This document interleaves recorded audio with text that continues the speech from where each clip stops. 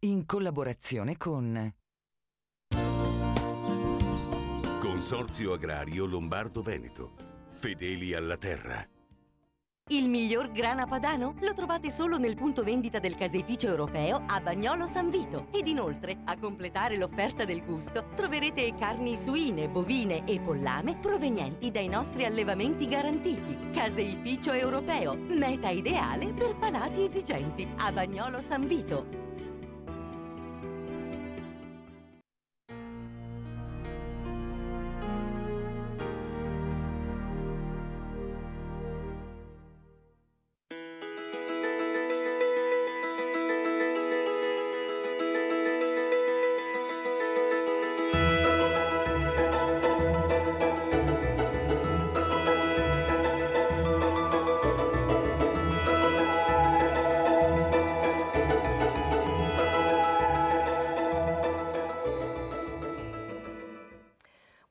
Buonasera e ben ritrovate questa nuova puntata. OGM e biologico, due facce della stessa medaglia, è una domanda ed è questo il titolo che abbiamo scelto di dare alla puntata di oggi di Confini oltre l'agricoltura.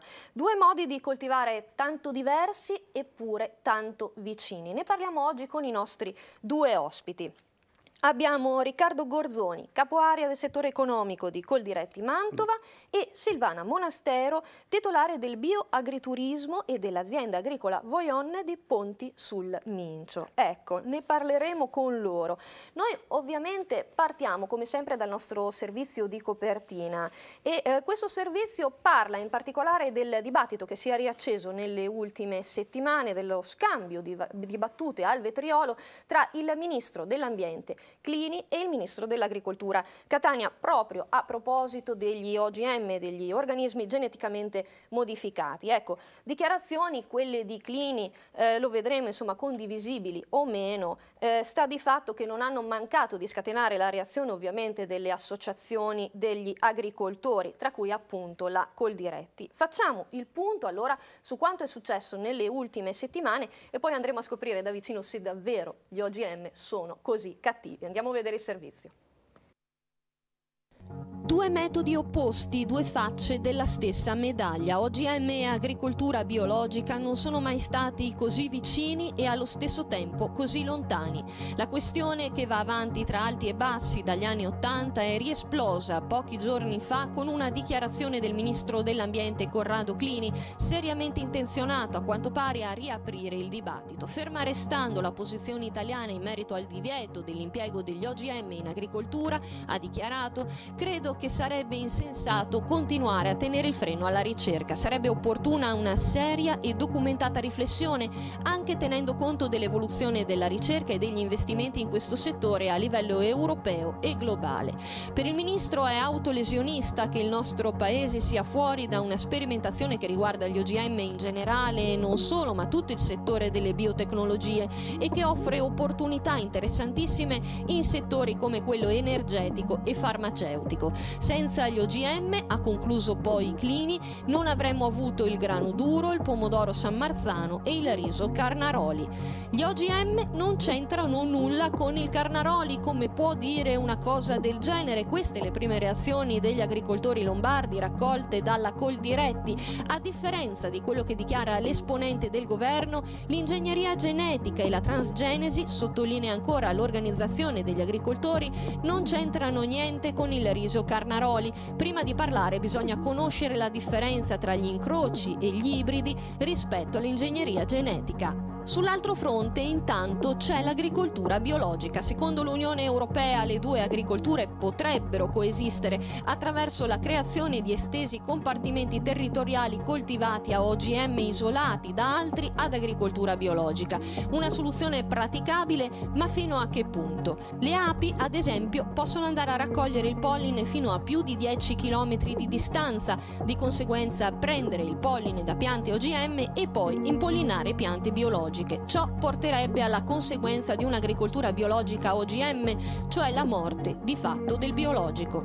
L'approvazione del Consiglio dei Ministri Agricoli europei di fissare la soglia di contaminazione da OGM allo 0,9% ha definitivamente respinto la proposta di azzeramento degli esponenti italiani. Ciò determinerà un duro colpo per il settore del biologico che, secondo la stima della Coldiretti, subirà un crollo di circa il 60% nei consumi, in quanto si assisterà a una crisi di fiducia dei consumatori disposti fino ad oggi a pagare un prezzo più alto per la garanzia di sicurezza e naturalità delle produzioni bio.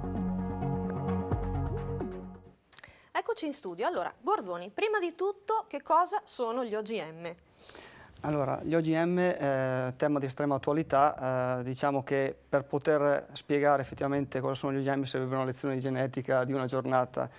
Purtroppo noi non siamo così, ecco, non abbiamo così tanto tempo e ovviamente cerchiamo molto di semplificare. Cerco di sintetizzare un attimo. Gli OGM rappresentano una schiera del miglioramento genetico e rappresentano organismi il cui genoma, le cui caratteristiche genetiche sono state modificate in laboratorio attraverso ingegneria genetica. Una schiera dell'organismo geneticamente modificato, la transgenesi, che prevede l'introduzione di geni che codificano determinati caratteri attraverso dei vettori. Introduzione anche di geni che non hanno niente a che vedere con l'aspetto vegetale.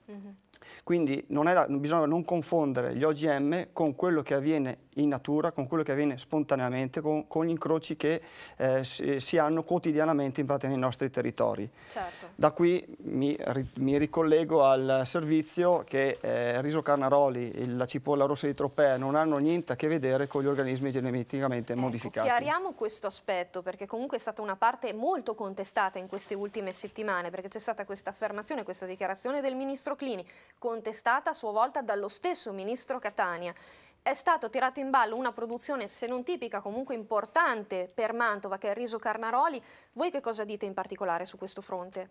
Noi diciamo che il riso carnaroli deriva da una selezione imparata negli anni, e sono varietà storiche e sono varietà appunto che non hanno niente a che fare con gli organismi geneticamente modificati, in quanto non derivano da manipolazioni genetiche del genoma del riso stesso. Mi permetto di aggiungere, non devono arrivare a derivare comunque da una manipolazione, perché ovviamente l'obiettivo è quello in teoria. La normativa a livello europeo e a livello italiano che cosa prevede? Allora, la normativa a livello europeo diciamo che si basa sul cosiddetto principio della precauzione.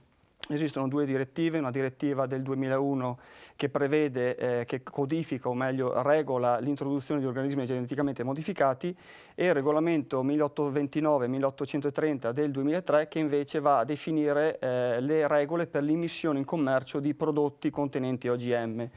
L'Italia ha recepito la direttiva 18 attraverso un decreto legislativo del 2003 e anche in Italia è prevista la cosiddetta clausola di salvaguardia, o meglio, in pratica lo Stato membro ha detto no agli OGM. Perfetto, allora Monastero, quindi no agli OGM, quindi è impossibile pensare che in Italia si coltivi con questo metodo. Sembra proprio di sì, nel campo biologico è severamente proibito, è vietato, non è ammesso, perciò il biologico ci dà una sicurezza in più rispetto a questi nuovi transgenici che ci possono essere negli alimenti. Certo, una scelta che lei ha fatto è proprio quella, lei è una coltivatrice, sì. Oltre ad avere comunque un agriturismo, a gestire direttamente un agriturismo, la sua scelta è stata proprio quella di investire e di scommettere sul biologico. Sì, sul biologico dove bisogna crederci, da 10 anni non dal convenzionale, ma dall'integrato, siamo passati poi al biologico. Sì. E abbiamo Quindi avete iniziato con l'agricoltura normale, tra integrata, non convenzionale. Cosa si intende per integrata? È un passo prima del biologico, sono normative, è comunque un'agricoltura di sicurezza anche l'integrato. Nel biologico sono ammessi solamente prodotti naturali, sì. Non sono ammessi pesticidi, di sintesi chimica, diserbanti e quant'altro. Si usano soltanto prodotti che sono di copertura, che non entrano nel sistema linfatico della pianta, perciò nel nostro prodotto finale non avremo residui chimici di alcun genere. Certo. L'ambiente ha cambiato, vi assicuro, completamente aspetto. Passare dall'integrato al biologico ha cambiato completamente aspetto e l'ambiente si mette in equilibrio. Certo. Sembra impossibile, ma si mette in equilibrio e non c'è bisogno di grandi azioni per coltivare in biologico. Quindi lei mi sta dicendo è un vantaggio comunque a livello di materie prime che vengono prodotte, ma è un vantaggio anche per l'ambiente stesso. Quindi non solo per i consumatori, ma anche per l'ambiente in cui vivono. Esattamente, abbiamo poi un ambiente dove sono banditi questi prodotti chimici, diserbanti, disseccanti, gli insetticidi, dove lasciando che la natura faccia il suo corso, perché la natura si difende da sola, non ha bisogno dell'uomo, l'uomo la rovina. Vedremo poi queste caratteristiche, abbiamo preparato un servizio proprio per spiegare nei dettagli in che cosa consiste il biologico, quindi esatto. È giusto comunque informare, anche perché è giusto capire se questo metodo può mettere radici, effettivamente si può sviluppare e in che modo comunque così metterlo in luce nella maniera corretta. Io andrei a vedere con voi adesso il prossimo servizio, perché comunque sugli OGM le posizioni sono contrastanti. Ovviamente c'è chi li difende e c'è chi invece li attacca in una lotta senza quartiere. Vediamo allora in questo servizio quali sono le posizioni delle associazioni agricole e poi torniamo in studio per vedere, insomma, perché comunque le posizioni sono, come abbiamo detto, abbastanza contrastanti per certi versi. Andiamo a vedere. Le dichiarazioni del ministro Clini hanno scatenato i rappresentanti del mondo agricolo a livello nazionale. Questo è solo l'ultimo di una lunga serie di casi di sottovalutazione e disattenzione nei confronti del valore del Made in Italy, è quanto afferma il presidente della Coldiretti Sergio Marini. La ricerca è importante, ma deve avere obiettivi sostenibili, condivisibili e utili per il benessere della società e non quando serve a fare arricchire poche multinazionali. Sulla stessa linea la CIA, il ministro dell'ambiente Clini è partito con il piede sbagliato sugli OGM, commenta il presidente Giuseppe Politi. Siamo fermamente convinti che gli organismi geneticamente modificati non servono alla nostra agricoltura diversificata e saldamente legata alla storia, alla cultura e alle tradizioni delle variegate realtà rurali. Tra le categorie dei produttori agricoli di rilievo nazionale, solo Confagricoltura si dichiara aperta agli OGM. Non vogliamo affermare che facciano bene o male, dice il presidente Mario Guidi, vogliamo solo che gli sperimentatori possano fare il loro lavoro e l'Italia non deve essere esclusa per paura dai circuiti internazionali della sperimentazione. Ma le critiche ovviamente non mancano. Prima di tutto, dice qualcuno, l'Italia non è da considerarsi un paese OGM free, in quanto gran parte dei mangimi utilizzati negli allevamenti, esclusi quelli biologici, è prodotta a partire da soia e mais geneticamente modificati importati da Stati Uniti, Canada e America Latina. E ancora, gli italiani non ne vogliono sapere di OGM. Addirittura quasi il 75% dei consumatori intervistati da Coldiretti si dimostra persino impaurito dagli organismi geneticamente modificati. E allora è il caso di chiedersi: Vox Populi, Vox Dei? Eccoci di nuovo in studio. Gorzoni, gli OGM sono davvero così cattivi? Torniamo alla domanda iniziale. Possono ad esempio mettere a rischio la biodiversità? Perché è stata questa anche un pochino la critica che è stata mossa.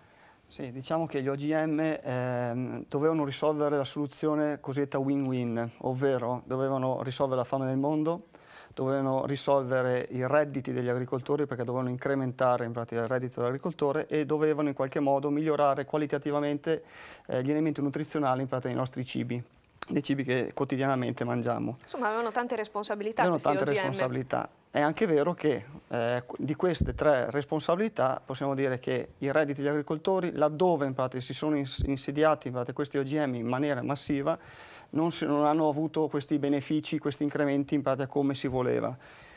Sappiamo benissimo che nei paesi in via di sviluppo, dove la concentrazione di questi OGM è stata massiva, automaticamente non c'è stato un miglioramento delle condizioni in pratica di fame della popolazione stessa.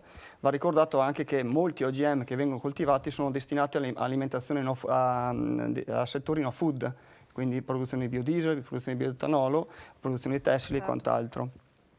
E un altro aspetto molto importante è che nell'ambito delle condizioni qualitative migliori, già qui la ricerca scientifica è un po' titubante, cioè contraddittoria. C'è chi sostiene che effettivamente hanno un miglioramento qualitativo, chi sostiene invece il contrario. Certo. Ma effettivamente allora c'è chi dice che comunque l'Italia ha bisogno degli OGM, ma allora è così? Allora, l'Italia diciamo che vive di distintività, vive di produzioni tipiche. Mi piace sempre ricordare i 140 prodotti DOP, i 45 prodotti IGP, tutti quei prodotti che sono adesso in periodo transitorio. Vi ricordo il melone tipico mantovano, di cui abbiamo fatto una gran lotta per anni e anni per ottenere questo riconoscimento. Oggi che l'abbiamo ottenuto rappresenta comunque un cavallo di battaglia per la nostra provincia. Certo. Quindi con gli OGM, scusi se la interrompo Gorzoni, cosa significherebbe? Che il melone potrebbe potenzialmente essere coltivato in un'altra zona che non è quella mantovana? Gli OGM in sintesi andrebbero a creare in pratica un'omologazione, una standardizzazione, un modello unico esportabile su vari territori. Certo. E questo andrebbe è una minaccia veramente nei confronti del binomio tipicità-territorialità. Certo, certo. Quindi a vantaggio così del prodotto, cioè si andrebbe a perdere quello che è la caratteristica del prodotto, oltre comunque a perdere una risorsa dal punto di vista economico, perché non dimentichiamo che c'è anche questo aspetto. Monastero, guardando il servizio, diceva ma l'ambiente comunque con il biologico si è arricchito. In che termini si è arricchito? Si è arricchito molto perché in un'azienda agricola che conduce in maniera biologica l'agricoltura, anche il radicchio da campo certamente sarà biologico, perché in tutta l'azienda non avrà ricevuto un grammo di prodotto non ammesso. Ricordo che biologico vuol dire anche biodiversità, che vuol dire varietà, nel senso se pensiamo all'agricoltura intensiva dimentichiamoci il biologico. L'agricoltura biologica è fatta di piccoli appezzamenti vicini con varie varietà, perché in natura non ci sono gli ettari con un solo tipo di vegetale, ma la natura mescola, perché la mescolanza aiuta e noi l'abbiamo sperimentato e funziona molto bene. Certo. Lei è un agricoltore perché ha l'azienda agricola, ha l'agriturismo. Sì. Le chiedo, da comunque imprenditore di fatto, prima di tutto, che cos'è che spaventa di più i consumatori secondo lei di fronte agli OGM? Lei che è un coltivatore comunque biologico. Certamente. E che cos'è che chiedono i consumatori? Cioè fanno leva proprio adesso sulla naturalità, tra virgolette, dei prodotti? Esatto, io produco principalmente vino e olio. Ho un punto vendita. Che sono diciamo i settori comunque forti a livello italiano. A livello italiano e poi della zona tipica dove vivo io, che sono le colline moreniche. Certo. E vengono clienti anche solo per curiosare, per vedere, e mi chiedono che differenza c'è. Mi chiedono che differenza c'è perché gli spiego com'è l'agricoltura biologica a grandi linee. L'azienda è dentro ai vigneti, perciò basta allungare lo sguardo e si capisce la differenza. Certo. E questi mi dicono sempre, sì, stiamo cercando alimenti che non contengano quei prodotti che possono farci male o deperire fisicamente a lungo andare. Certo. Il cliente cerca, chi viene da me, cerca il prodotto naturale, mangiare naturale, bere naturale. Certo. Io cerco di raccontarlo, di spiegarlo, in modo che oltre alla bottiglia di vino, di olio, si portino a casa anche qualche notizia in più. Il valore aggiunto Il valore aggiunto lì da me è fargli vedere come funziona, come si fa. Dire se fate, mi chiedono facciamo una passeggiata, sì, prendete quello stradello, attenzione che potete incontrare un po' di gente, la chiamo io, sì, abbiamo incontrato il leprone, abbiamo incontrato la civetta, che ne so io. Lì anche la fauna selvatica si è arricchita, si è integrata, assolutamente. Ne ha tratto quindi giovamento. Esatto, vuol dire che se la fauna ti sceglie, vuol dire che sta bene. Certo. Certo, sta bene l'ambiente, quindi... Sta bene l'ambiente, c'è un equilibrio, perché la natura è equilibrio. Certo. Bene, noi ci lasciamo per una brevissima pausa pubblicitaria, torniamo tra poco, continuiamo a parlare di OGM e soprattutto di biologico. A fra poco.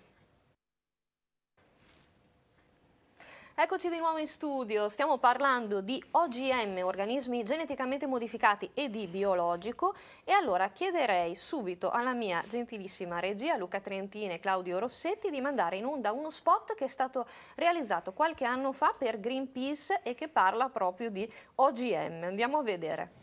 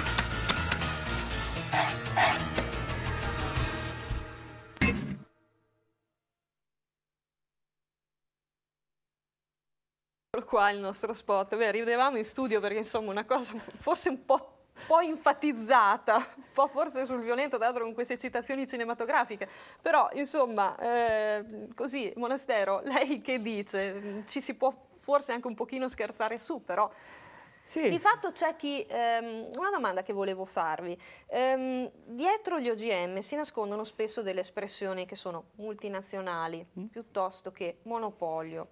Allora, sembra che dietro questa lotta tra bene e male ci sia comunque chi sostiene le biotecnologie e quindi chi sostiene degli interessi forse inconfessabili addirittura.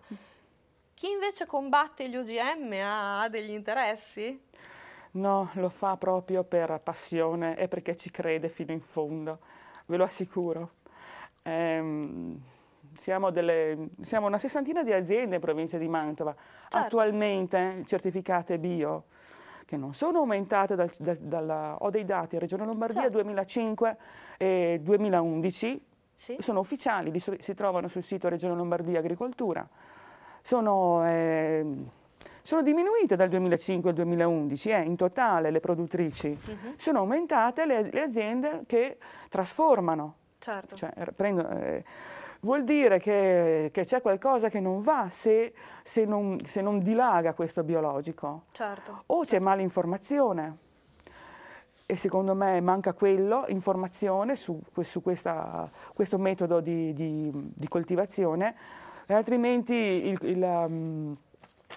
il conduttore, l'agricoltore ci penserebbe bene. Certo. Manca secondo me l'informazione a tappeto, evidentemente è interesse far andare così le cose. Allora, lei parla proprio di informazione. Allora, noi abbiamo preparato un servizio basato su delle domande che potrebbero essere le cosiddette FAQ, cioè sì. Le domande base che vengono fatte un pochino e che riguardano il biologico. E allora noi le abbiamo riassunte, abbiamo preparato il prossimo servizio che andiamo subito a vedere.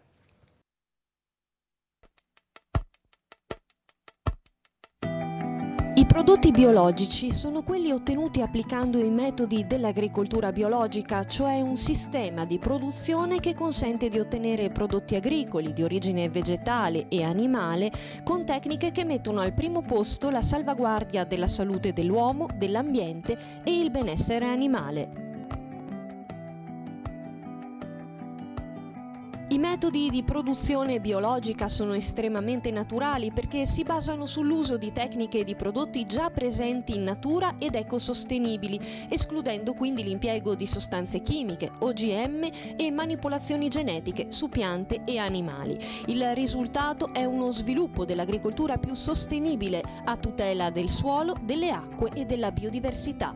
Per potenziare la fertilità dei terreni si utilizzano concimi organici come letame e compost o particolari tecniche di coltivazione. Per la lotta a parassiti, malattie ed erbe infestanti ci si avvale invece di diverse tecniche come l'utilizzo dei loro nemici naturali, la scelta delle specie e delle varietà autoctone oppure la rotazione delle colture che serve a mantenere e potenziare l'attività biologica del terreno.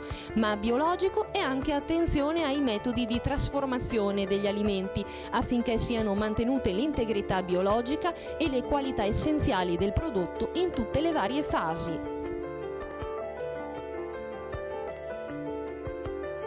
Sì, i prodotti biologici, per essere commercializzati, necessitano di una certificazione a garanzia della loro provenienza.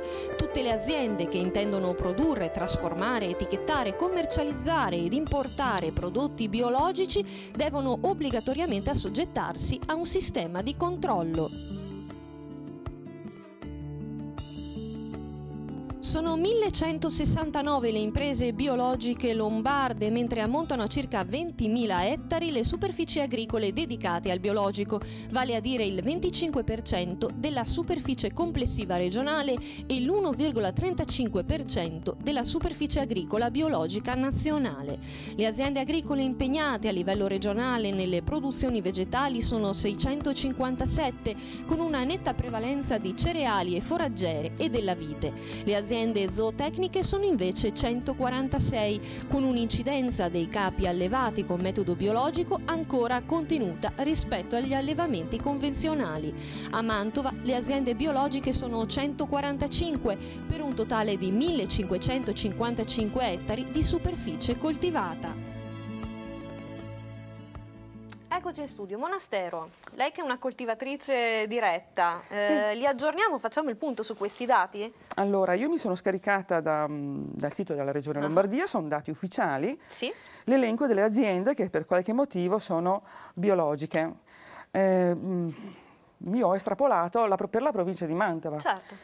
Ok, poi avevo scaricato a suo tempo i dati del 2005, Sì. in modo da fare un raffronto. Certo. Allora, vengono classificate le aziende completamente bio, le miste, dove c'è la parte biologica, la parte convenzionale o integrata, quelle in conversione, cioè che stanno passando quei 3 anni di conversione tra l'agricoltura precedente e la biologica, Sì. e i preparatori, cioè quelle aziende alimentari che trasformano i prodotti biologici, perciò avremo il pane biologico piuttosto che la merendina biologica, piuttosto che la confettura, la mostarda, Certo. e quant'altro, che anche loro hanno necessità di una certificazione. I dati mi dicono che nel 2005 Sì. in provincia di Mantova le aziende biologiche erano 52, nel 2011 60. Le miste sono rimaste invariate a 19, quelle in conversione sono scese da 20 nel 2005 a 10, qualcuno ha rinunciato evidentemente, mentre i preparatori sono aumentati di una decina di unità, cioè da 57 attuali, precedentemente eravamo sui 46. Abbiamo tanti mulini anche in provincia di Mantova che lavorano i cereali per avere le farine bio e quant'altro. Monastero, abbiamo parlato prima dei vantaggi Sì. del produrre biologico, abbiamo visto sia per il consumatore sia per l'ambiente. Lei però mi dice anche di fronte a questi dati che di fatto l'agricoltura biologica fa fatica a mettere radici a Mantova. Quali sono, dal suo punto di vista come coltivatrice diretta, le difficoltà del coltivare biologico? Difficoltà di coltivare biologico, come dicevo prima, è crederci. Bisogna avere una buona informazione, bisogna essere incentivati a voler informarsi, ok? Ma dal punto di vista pratico ci No. sono cose più difficili rispetto alla Una cosa coltivazione convenzionale? Una cosa che può far sorridere un attimo. la mia produzione principale è il vigneto. Sì. Il vigneto nella coltivazione tradizionale c'è il diserbo sulla fila, perciò il passaggio con la trincia sarmenti, perciò c'è tutto questo bel prato, tutto pulito, eccetera. In agricoltura biologica non usi i diserbanti, non usi i dissecanti, la tagli l'erba, Certo. ma non stai mica lì a tagliarla tutte le settimane, la tagli 2 o 3 volte in un'annata, perciò visivamente il vigneto potrebbe essere un attimo più disordinato, però sinceramente a me non me ne importa proprio niente. Certo. Poi insomma il messaggio forse lei mi dice è far capire, far recepire questo discorso, perché magari qualcuno le dice no, il biologico non lo faccio perché è brutto, è disordinato, magari. Mi serve più manodopera, ti possono dire. È vero questo? Sì, può servire un po' più di manodopera, certamente, perché soltanto lo sfalcio della fila fino all'altro anno la facevamo col decespugliatore, vi dico 3,5 etri, far tutte le file a mano così non si finiva più. Adesso però esistono anche delle piccole attrezzature che ti permettono di tagliare l'erba col trattore. Però forse è quello che si risparmia dall'utilizzo di diserbanti, dal materiale chimico, viene comunque convertito in quello che è la gestione così, la manodopera della gestione. La manodopera. Io ho fatto dei conti miei personali su quello che mi costa, sul costo al quintale dell'uva. Vorrei sentire, però lì devono essere sinceri, uno che fa con un'azienda delle mie dimensioni simile per anche posizionamento, anche geografico, eccetera, sentire cosa gli costa condurla in modo tradizionale, non biologico. Certo, io non posso andare a chiedere, dovrei avere tanta confidenza con un altro, ma non trovo quest'altra persona con cui confrontarmi, ma penso che non ci sia tanta differenza. Non c'è il doppio, il triplo, c'è qualcosina di più, ma non è rilevante. Non è rilevante, secondo me no. Gorzoni, torniamo un attimo sulla normativa. Una cosa che mi interessava capire è, di solito si chiede, e lo chiedevamo anche nel servizio perché è una domanda che io ho citato, i prodotti biologici sono prodotti controllati? Allora, i prodotti biologici sono prodotti controllati a 360 gradi perché esiste un ente certificatore in pratica ad hoc per ogni azienda che fa delle verifiche e rilascia in pratica il certificato biologico appunto per poter commercializzare questi prodotti. È anche vero però che i controlli a mio avviso devono essere ancora più rigidi perché dimostrazione il fatto che a dicembre abbiamo vissuto tramite notizie anche divulgate sui quotidiani, anche in televisione, una frode in pratica sul biologico, proprio nelle zone limitrofe, quindi Verona, Guardia di Finanza di Verona ha trovato 2.500 tonnellate di biologico venduto come biologico ma che non aveva niente a che fare con biologico. Quindi noi come organizzazione chiediamo in pratica dei controlli più rigidi, più frequenti, perché dobbiamo tutelare il nostro consumatore e dare in pratica delle garanzie reali in pratica al consumatore di quello che sta realmente mangiando. Penso che sia anche la strada giusta per valorizzare il biologico, perché penso sia comunque un modo per dare comunque fiducia anche ai consumatori, per incentivarli ad acquistare questo tipo di prodotti. C'è un prodotto però che così ha avuto più successo in un certo senso. L'8 marzo scorso la Commissione dell'Unione Europea ha emanato il regolamento che stabilisce le norme per la vinificazione secondo il metodo dell'agricoltura biologica. Una realtà che sta, lo dicevamo, prendendo piede in maniera molto veloce, soprattutto nel Mantovano. Noi siamo andati a trovare una cantina che si è lanciata con successo in questo tipo di produzione. Vediamo chi è. L'8 marzo la Commissione europea ha emanato il regolamento 203 che stabilisce le norme per la vinificazione secondo il metodo dell'agricoltura biologica. Dal prossimo agosto quindi anche i vini ottenuti secondo queste regole potranno utilizzare il logo europeo dell'agricoltura biologica. L'Italia è leader in Europa per quanto riguarda questo tipo di coltivazione e la possibilità di utilizzare la Eurofoglia, il logo europeo del biologico, nelle etichette anche per una delle produzioni di eccellenza del Made in Italy come il vino aprirà certamente alle imprese nuovi spazi di mercato sia in Italia che all'estero. A Gonzaga il vino biologico è già una realtà, qui nel cuore della Bassa Mantovana, crocevia di tradizioni millenarie, biologico è sinonimo di natura ma anche di storia, quella semplice delle genti contadine. E proprio qui è nato il nuovo Lambrusco Rosso B della Signoria, prodotto con uve da agricoltura biologica dalla cantina di Gonzaga, presentato ufficialmente la scorsa settimana all'edizione 2012 di Vinitaly. 9.000 le prime bottiglie prodotte di un vino che si presenta con un colore rosso rubino carico e una spuma dagli orli violacei, un profumo fresco, fine, persistente e fruttato. Un nettare certo non facile da ottenere, risultato di una gestione attenta, quasi maniacale del vigneto, dove sono fondamentali la scelta del sistema di allevamento e la potatura, che deve favorire al massimo l'arieggiamento dei grappoli per evitare il diffondersi di malattie nella fase di maturazione. Perché questo prodotto? Perché c'è questa richiesta sempre crescente. Prima era considerato un prodotto di nicchia, oggi è una nicchia che sta emergendo. Grandi supermercati hanno creato l'angolo dei vini bio, dei prodotti bio. Questo cosa vuol dire? Che anche la cantina, naturalmente sempre attenta alla tutela del territorio, tutela del suolo agricolo, sta puntando su questo prodotto. Quali sono le caratteristiche di questo vino? Come nasce?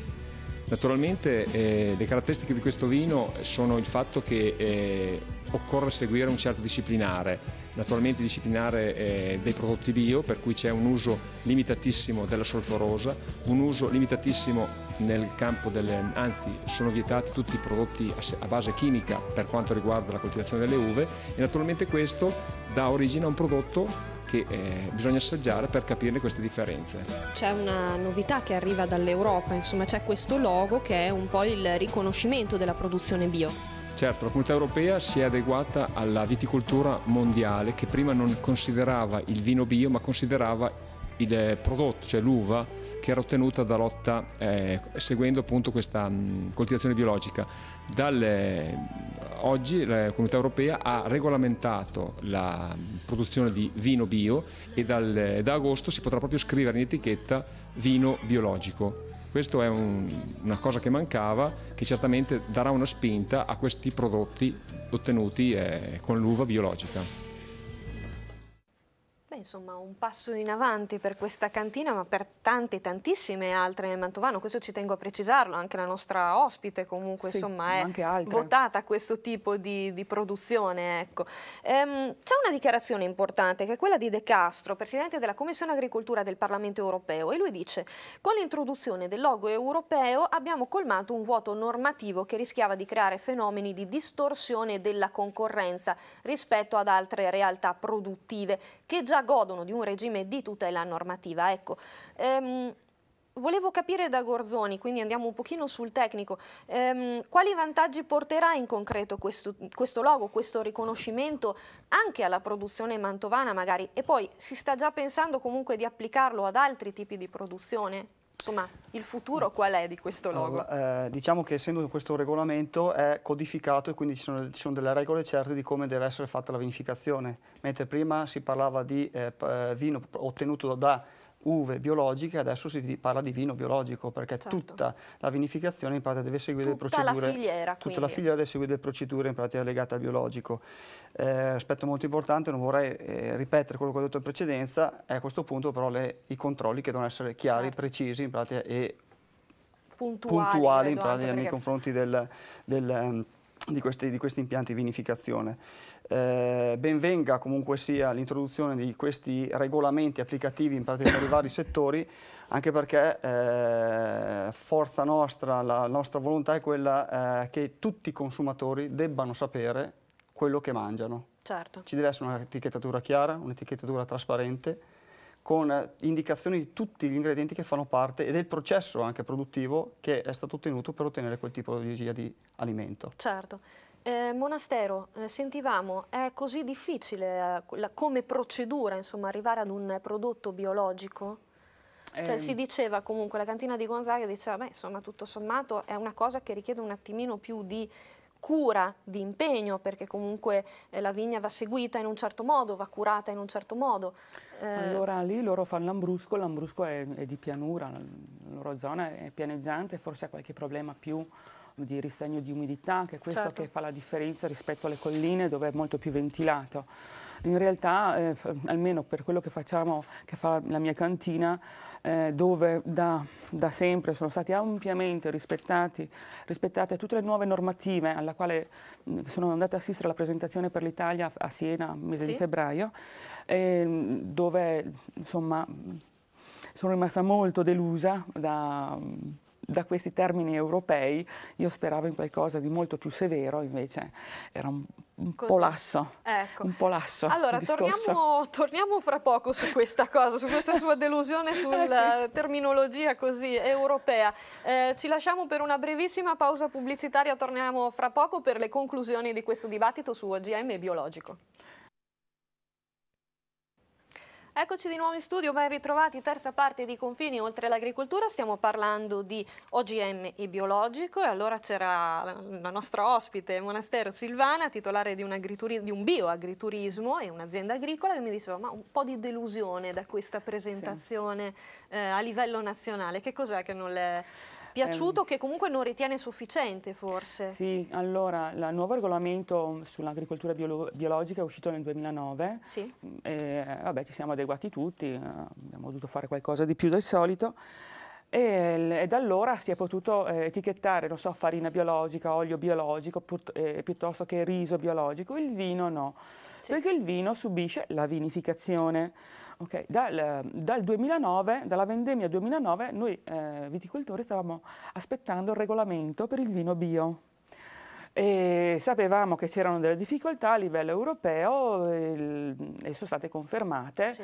E hanno dato, diciamo, un po' più di vantaggio, forse hanno fatto una media, soprattutto per quello che riguarda l'utilizzo della solforosa e sulla solforosa finale in bottiglia, dove in Italia gli enti certificatori avevano stabilito un certo tetto per i bianchi, per i rossi, eccetera, dove noi italiani ci siamo abituati a stare ben sotto a questi limiti, e per non discriminare la viticoltura dei paesi del centro Europa, nord Europa, questa solforosa ce la siamo trovati a norma quasi al doppio. Quindi più alta, con una soglia più alta. Molto alta, perché evidentemente i paesi mediterranei, con il sole che fa maturare, il sole è una medicina per la natura, loro hanno meno ore di sole, meno caldo,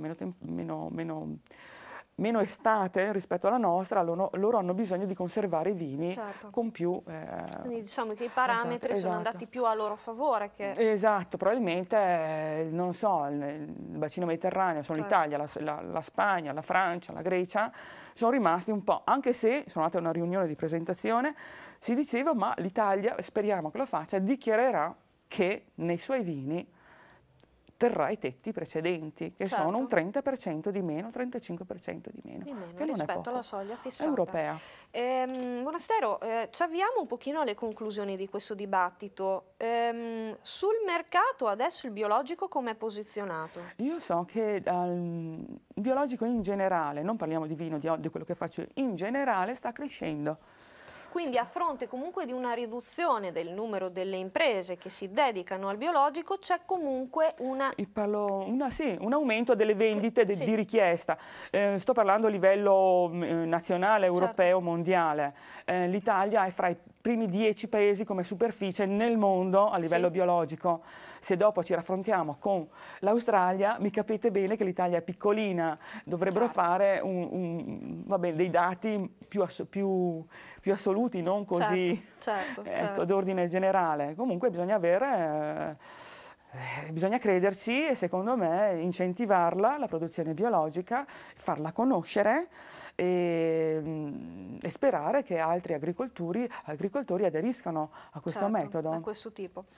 Noi abbandoniamo per un attimo il discorso, lo scontro biologico OGM, andiamo a vedere un evento della scorsa settimana. È stata battuta all'asta venerdì scorso la forma di parmigiano reggiano messa a disposizione dalla latteria Vogrande. Il ricavato, pensate, andrà in beneficenza alla cooperativa CHV. Andiamo a vedere il servizio che è stato realizzato dalla redazione giornalistica di Mantova TV. Una forma d'amore. La forma è quella di Parmigiano Reggiano DOP, classe 2002 di oltre 30 kg, battuta oggi all'asta per beneficenza. L'idea è stata della latteria Vogrande, che ha tenuto in serbo un prodotto speciale che nei prossimi anni potrebbe replicare l'iniziativa. Questo non ha un valore economico non ce l'ha. È per quello che abbiamo fatto un'asta, perché sul mercato trovare forme di parmigiano di 10 anni si trovano sui 40 mesi, 36 mesi. E questo gli abbiamo dato un valore simbolico, vogliamo dare un valore simbolico in un'asta, ecco. Speriamo nel bene della gente. Noi ne abbiamo a parte una per ogni annata, se riesce bene vogliamo farla tutti gli anni. La prima fetta del peso di 800 grammi se la sono combattuta Marco Carra e Giovanni Pavesi, alla fine se l'ha giudicata quest'ultimo per 180 euro, soldi che andranno alla cooperativa CHV di Suzzara. E abbiamo costruito questa comunità alloggio, dicevo, che ospiterà 10 persone quando sarà accreditata e dobbiamo utilizzare queste somme per completare il pagamento di quest'opera molto importante che abbiamo costruito sul territorio di Suzzara e di Pegognaga e che servirà le persone disabili che rimarranno senza famiglia. In tanti hanno partecipato all'asta, tra questi anche Mauro Segna, presidente della Proloco Voltese che organizza la mostra dei Passiti, che ha rilanciato per aggiudicarsi una fetta proprio da esporre durante la manifestazione. Ad ospitare l'asta è stata MPS nella sua sede centrale. Montepaschi ha aderito immediatamente perché è parsa un'iniziativa lodevole e su prodotti ovviamente di eccellenza della nostra terra, per cui immediatamente è parsa come luogo naturale di questa iniziativa la sede MPS di Mantova. Ecco qua, una bellissima iniziativa quindi. Arriviamo alle conclusioni, dicevamo Gorzoni. A questo punto quale futuro è possibile immaginare per OGM e biologico? Allora, per gli OGM volevo chiarire un attimo che la nostra posizione Coldiretti sto parlando, non è una posizione né ideologica, come a volte si sente, né oscurantistica nei confronti della ricerca. Ben venga la ricerca, ben venga che la ricerca continui, però preservando comunque le nostre culture. Un comunicato comunque della settimana scorsa dice che una multinazionale a livello europeo sta disinvestendo sullo sviluppo di questi OGM, di queste pratiche, per il fatto che si è accorta effettivamente che da una parte i cittadini, dall'altra parte gli agricoltori stessi non hanno intenzione di utilizzare questi prodotti. Di conseguenza in pratica vogliono investire in altri stati. Quindi l'Europa c'è una disincentivazione da questo punto di vista. Io credo che sia il diritto del consumatore scegliere quello che vuole mangiare, credo che sia diritto dell'imprenditore agricolo scegliere cosa seminare e credo anche che la popolazione abbia il diritto di poter esportare quello che è lo stile produttivo, le conoscenze, la tipicità, il Made in Italy in tutto il mondo. Certo. Introducendo queste tipologie di colture sicuramente andiamo a svantaggiare il nostro Made in Italy. Certo. Monastero, lei invece è molto più radicale, lei dice sì al biologico, no a OGM. Cioè, se siamo in biologico di sicuro non c'è OGM. Certo.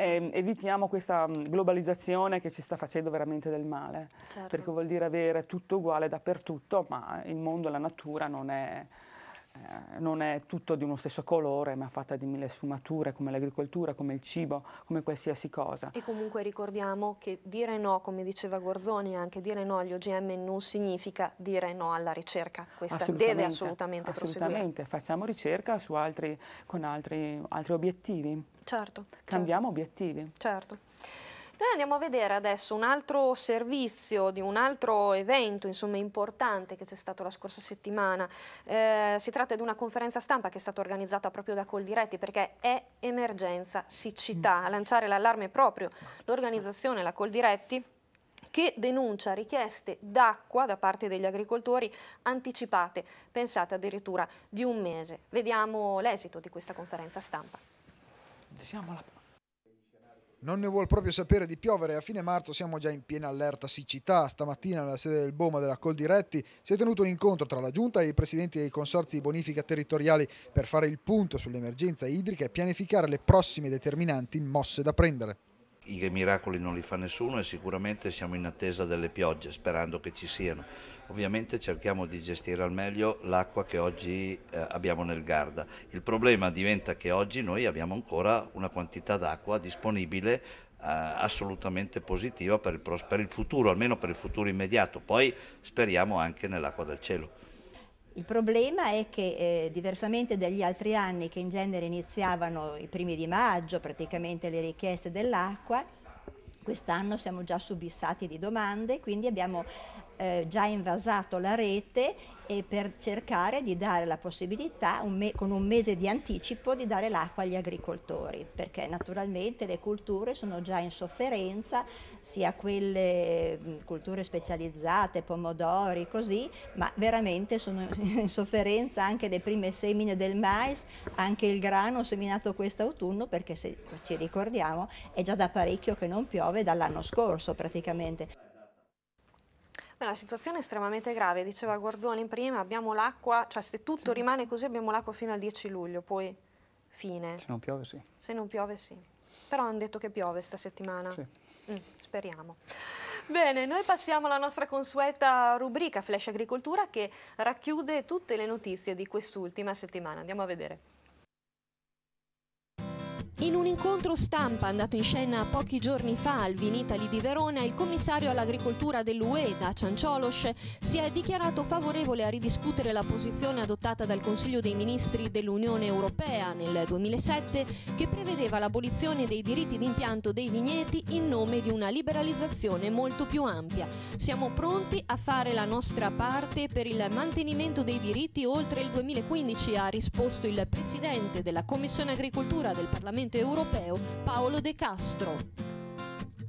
La tavola di Pasqua e Pasquetta sarà salata per le famiglie. Ad anticiparlo e a stimarlo è l'Osservatorio Nazionale Federconsumatori che come ogni anno ha effettuato il monitoraggio dei prezzi relativi ai prodotti tipici di questa festività. Per il periodo considerato e nonostante i tempi di crisi si registrano aumenti medi intorno al 2-3%. A crescere maggiormente sono i prezzi delle colombe e delle uova di cioccolata che variano dal 2 al 5%. Aumentano anche i prezzi della carne, soprattutto l'agnello, che fa segnare un più 3%.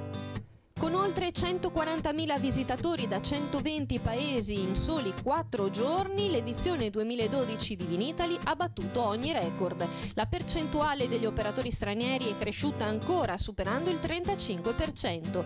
Presenti alla Kermesse, andate in scena a Verona la scorsa settimana, anche 13 cantine mantovane che hanno presentato circa una trentina di etichette tra bianchi, rossi e i nuovi vini biologici. Coldiretti lancia l'allarme, la siccità sta colpendo tutto il centro e il nord Italia dove si registrano gravi difficoltà nelle campagne. La mancanza di piogge, precisa l'organizzazione, potrebbe costare in termini di produzione oltre 2 milioni di quintali di grano per un valore tra 50 e 60 milioni di euro. A preoccupare è anche la disponibilità idrica per l'irrigazione durante la fase di crescita primaverile ed estiva, con la ripresa vegetativa delle piante da frutto favorita dal caldo. Sugli allevamenti suinicoli italiani continua a soffiare aria di crisi, sono diminuiti i capi allevati e se prosegue questo trend negativo potrebbero essere a rischio anche i prodotti di pregio della nostra tradizione come il prosciutto. A lanciare l'allarme Confagricoltura che spiega occorre un programma di azioni a livello nazionale e comunitario per accompagnare l'adeguamento alle disposizioni sul benessere animale che andranno in vigore l'anno prossimo. Sull'IMU agricola non è detto che non ci possano essere dei miglioramenti nel proseguo del lavoro. C'è ancora uno spazio di manovra e se il mondo agricolo sarà compatto troverà nel Parlamento lo stesso interlocutore attento che ha trovato in me. Lo ha detto il ministro delle politiche agricole Mario Catania durante la tavola rotonda su agricoltura in rete per la crescita nel meeting di Confagricoltura che si è svolto pochi giorni fa a Taormina. Bene, siamo arrivati al termine anche di questa puntata di Confini oltre l'agricoltura dedicata a OGM e biologico. Io ringrazio i miei ospiti, Riccardo Gorzoni, capo del settore economico di Coldiretti Mantova e Silvana Monastero, titolare dell'agriturismo e dell'azienda agricola Voyon di Ponti sul Mincio. Grazie ovviamente anche alla mia regia, Luca Trentini e Claudio Rossetti, che mi hanno seguito e accompagnato in questa puntata. Grazie a voi per averci seguito, noi ci diamo appuntamento non a lunedì prossimo, Pasquetta, Confini si ferma per una brevissima pausa, torneremo il 16 aprile. Io vi auguro una buonissima Pasqua e arrivederci ancora su Mantova TV.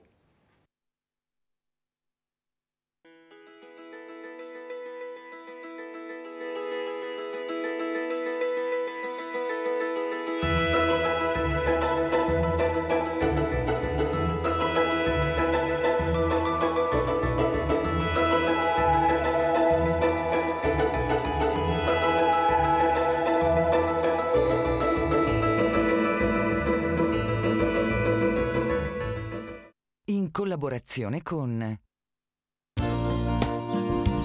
Consorzio Agrario Lombardo-Veneto. Fedeli alla terra. Il miglior grana padano lo trovate solo nel punto vendita del caseificio europeo a Bagnolo San Vito. Ed inoltre, a completare l'offerta del gusto, troverete carni suine, bovine e pollame provenienti dai nostri allevamenti garantiti. Caseificio europeo, meta ideale per palati esigenti, a Bagnolo San Vito.